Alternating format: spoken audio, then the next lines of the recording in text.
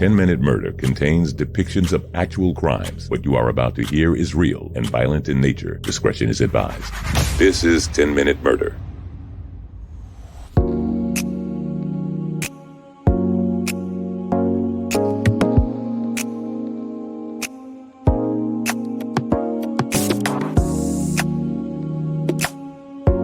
Welcome to 10-Minute Murder, the brief and bingeable true crime podcast. I'm Joe, I'm the host, and thank you for being here. If you're new to the podcast, welcome.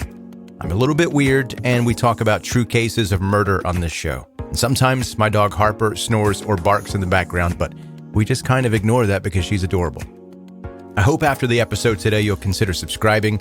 It's free to subscribe and listen, and I know many shows on many different platforms are beginning to ask for a subscription fee. I have no plans for that, just so you know. The most I'll ever ask you for is to sit through or skip through a few commercials, and maybe come massage my shoulders after a long day. It's not mandatory, but just consider it. The story today is heartbreaking. A couple that from the outside looked like they were amazing people, doing a part to help kids get out of the foster care system and into a permanent, loving home. Something that so many of them dream about happening one day.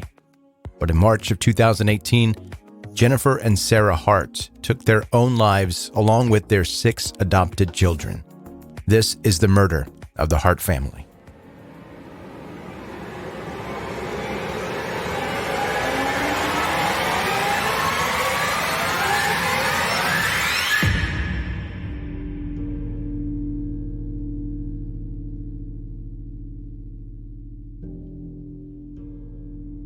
Jennifer and Sarah Hart were both from South Dakota. In college, they both transferred to the same school, Northern State University, which is in Aberdeen, South Dakota. Both Jennifer and Sarah majored in elementary education. While going to NSU, they officially became a couple.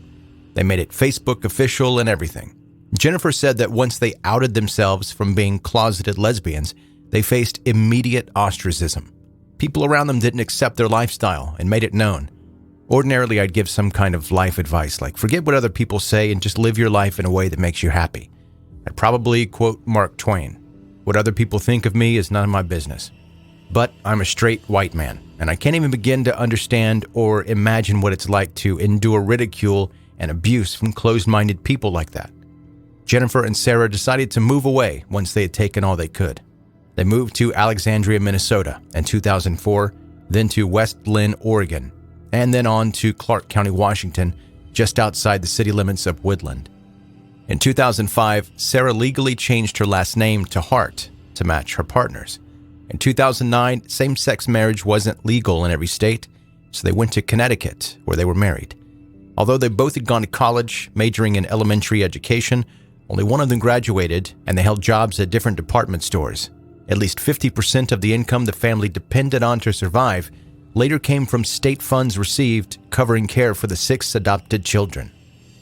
Before ever adopting the 6 kids, Jennifer and Sarah had a 15-year-old girl they became foster parents of, and pretty typical of fostering children, regular visits to therapy. And one therapy visit for this 15-year-old became the last time she ever saw Jennifer and Sarah.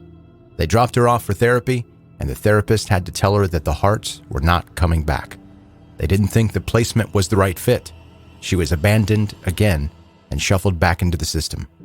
1 week after leaving their foster child at therapy, Jennifer and Sarah adopted the first 3 of their eventual 6, Abigail, Hannah Jean, and Marcus.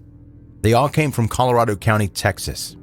This happened on March 4th, 2006, with a formal adoption processing in September. 2 years later, in 2008, they adopted 3 more. Sierra, Devontae, and Jeremiah had all come from the Houston area. They each had the same mother but different fathers, and their mother lost them as a result of repeated crack cocaine abuse. When Devontae was 12 years old, a photo of him gained national attention. A picture was taken during a 2014 protest in Portland while people across the country were coming together to dispute the shooting of Michael Brown in Ferguson, Missouri. When tensions were high at the protest, a teary-eyed Devontae embraced a police officer. It was called "The Hug Felt Round the World."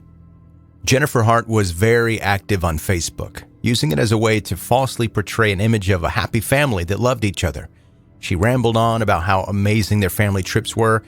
She also dabbled in politics and race.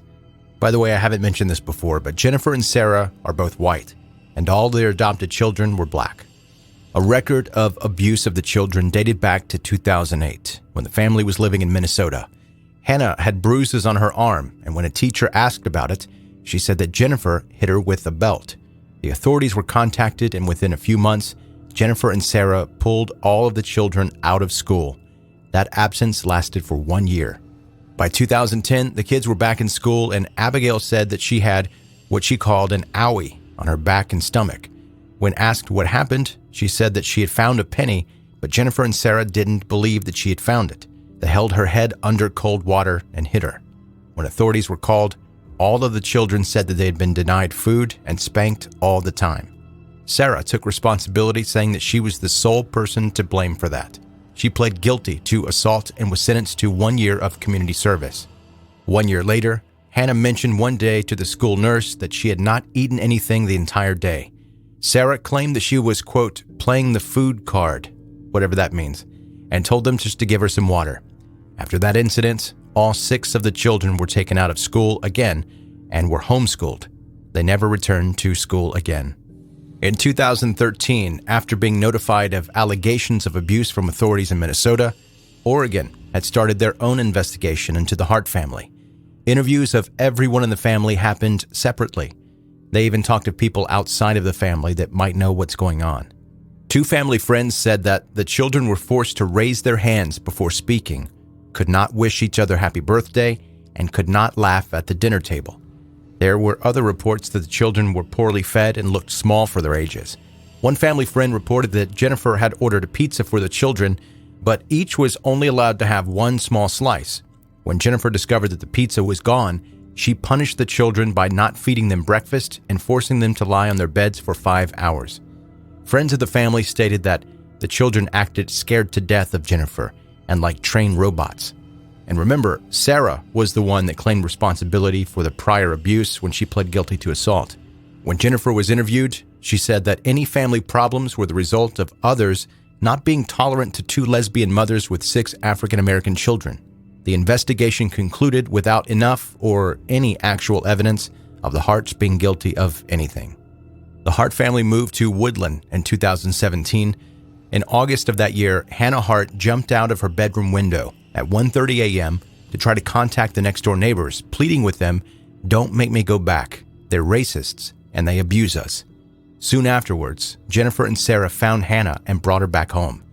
Jennifer later attempted to explain this by saying that Hannah was lying, that the children occasionally acted out because they were drug babies, and that Hannah's biological mother was bipolar. The neighbors still reported this incident to the authorities. Afterward, those same neighbors were also in contact with Devante, who was constantly begging for food, telling them that his mothers withheld food as punishment and that the children were sometimes abused. This, combined with the earlier incident with Hannah, made them call to report the Harts to Child Protective Services. CPS workers tried to reach the Harts twice, once on March 23, 2018, 3 days before the murders, and once the day of. On March 26, 2018, Jennifer and Sarah Hart, along with their 6 children, were in the family SUV on California State Route 1. Jennifer was at the wheel. She was drunk. Sarah and a few of the kids had large amounts of Benadryl in their systems. After an investigation of the scene and the black box, it was determined that Jennifer intentionally drove the SUV off the side of a cliff, where the vehicle crashed 100 feet below, killing all of them. It landed upside down on a Pacific Ocean beach. The bodies of everyone except Devante were found in or nearby the SUV. He was in the vehicle at the time of the crash, but they were unable to find his body. Criminal prosecution of the murder of the children wasn't possible, obviously, because Jennifer and Sarah both died in the crash as well. Before the crash, Sarah Hart made Google searches inquiring about Benadryl and the nature of drowning. According to an incident report following the crash, it was reported that Sarah Hart told a coworker that she wished someone had told her it's okay not to have a big family. Then she and Jennifer would not have adopted the children.